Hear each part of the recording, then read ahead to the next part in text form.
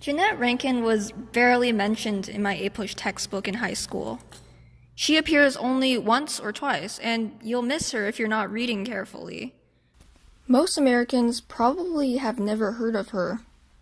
Rankin was the first woman to be elected to Congress in 1917, during a time when many women were not even allowed to vote. With her power, she helped pass the 19th Amendment. Rankin strongly believed in pacifism. She voted against World War I along with 49 other people. People liked Rankin's anti-war stance. They voted for her again 34 years later, when there was fear of entering war. That being said, after Rankin was elected to her second term in 1941, opinions changed. Pearl Harbor happened. People wanted to be involved in World War II. After she was elected to her second term in the 77th House of Representatives, Jeannette Rankin was the only vote against World War II. It was political suicide. She said, "As a woman, I can't go to war, and I refuse to send anyone else." As soon as the vote ended, reporters swarmed her until she hid in a phone booth and got a police escort. She received countless angry phone calls, urging her to abstain her vote. Her brother told her, "Montana is 100% against you." Still, she did not rescind her vote, making the vote to enter World War II a 388-1 vote. Rankin did not attempt another run for Congress immediately after her term ended. She had received death threats and hatred. There was no way she would be re-elected after what she had done.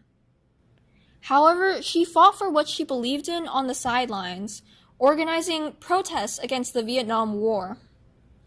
She worked up until the very end of her life, never marrying because she was so busy.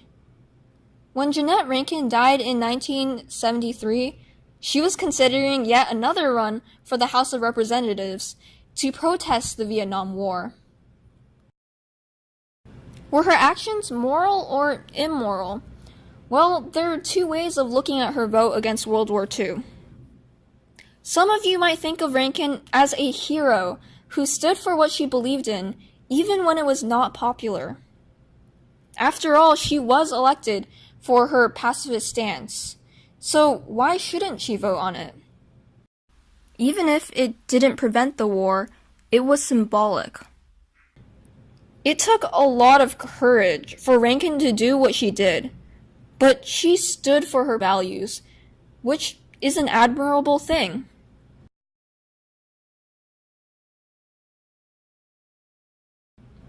However, some of you might also think her actions were futile. Her vote did nothing to change the outcome, and she knew it would do nothing. Why would anyone take an action knowing the outcome won't be something they wanted? Maybe you personally don't believe in pacifism, and therefore you might think it's naive or even irresponsible to vote against involvement in a war as important as World War II.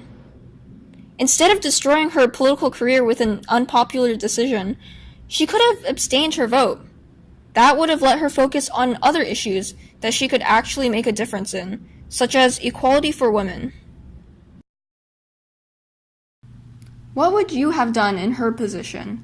Should we remember Rankin as someone who is courageous or self-righteous?